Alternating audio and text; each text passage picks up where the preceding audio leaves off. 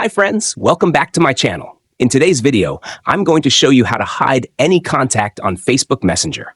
If you're new here, don't forget to subscribe and give this video a thumbs up. Now let's dive in. Step 1.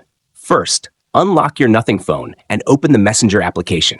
Once inside, you'll be on the main screen, which displays your chats menu.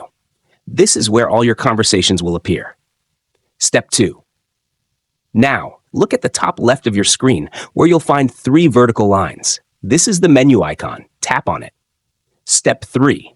Next, locate the Settings option on the right side and tap on it. Step 4. Now scroll down to find the Privacy and Safety option, then tap on it. Step 5. Next, locate the Hidden Contacts option and tap on it. Step 6. For the last and most important step, locate the profile symbol at the top right side, then select it. Here, you'll see all your conversations. Select one or multiple contacts to hide, and they will be hidden instantly.